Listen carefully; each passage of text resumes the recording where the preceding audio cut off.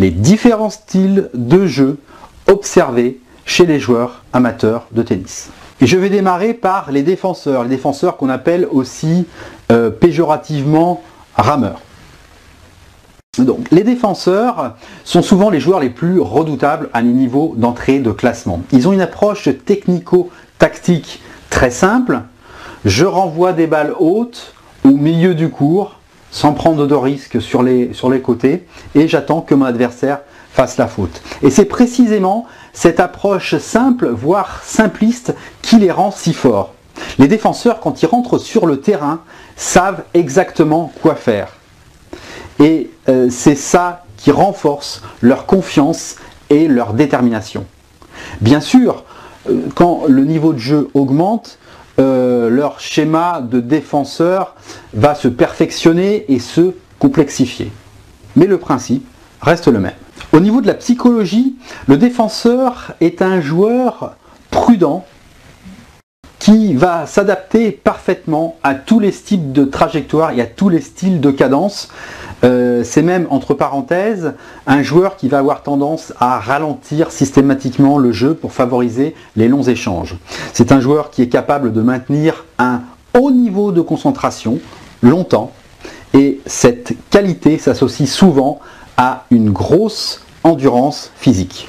Les attaquants de fond de court. C'est un style de jeu qui se développe à partir du moment où le joueur ou la joueuse acquiert au moins un coup fort en fond de court, généralement le coup droit. Quand ce coup puissant du fond de court atteint un seuil de régularité et un degré de précision suffisant, l'attaquant de fond de court va pouvoir faire courir son adversaire, le déborder et monter au filet pour déposer des volets et terminer ses points. Au niveau de la psychologie, l'attaquant de fond de court est un joueur qui aime prendre l'initiative, qui aime imprimer une grosse cadence dans l'échange. C'est un joueur qui aime dominer son adversaire, c'est un joueur qui aime imposer son jeu à son adversaire. Je vais vous parler à présent du joueur ou de la joueuse de contre. Le contreur, c'est une évolution du défenseur. Le contreur, à l'image du défenseur, laisse à son adversaire le soin de prendre l'initiative. Il n'aime pas spécialement prendre l'initiative lui-même.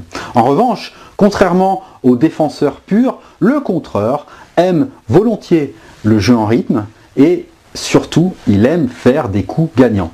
Sa stratégie consiste à provoquer chez son adversaire des attaques dans des mauvaises conditions, des attaques qui vont lui permettre de placer ses contres foudroyants, qui vont surprendre son adversaire.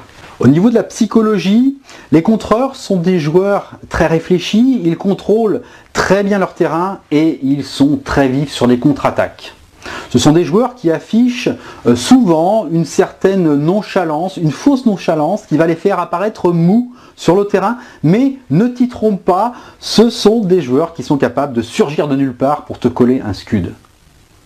Ce sont des joueurs que l'on qualifie parfois, dans le bon sens du terme, d'embrouilleurs. Les joueurs complets. Les joueurs complets possèdent tous les coups du tennis et toutes leurs variations, ou presque. Ce sont des joueurs ou des joueuses qui sont mués d'un irrépressible besoin de varier les trajectoires et les cadences dans le but de faire déjouer leurs adversaires et de provoquer la balle courte.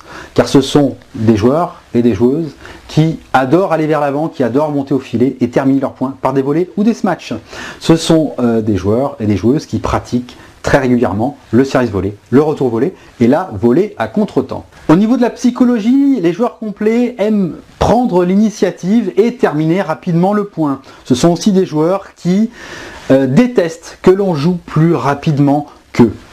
Ce sont enfin des joueurs qui se posent beaucoup de questions, trop parfois. Alors je vais terminer cet exposé par les attaquants volleyeurs adeptes du service volé.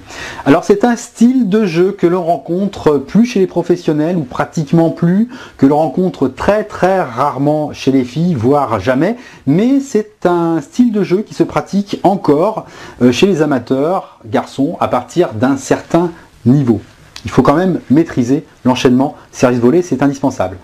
Mais cependant, si tu as un bon service, varié, précis et régulier, et que tu adores jouer au filet avec une bonne envergure, c'est un style de jeu que tu peux adopter.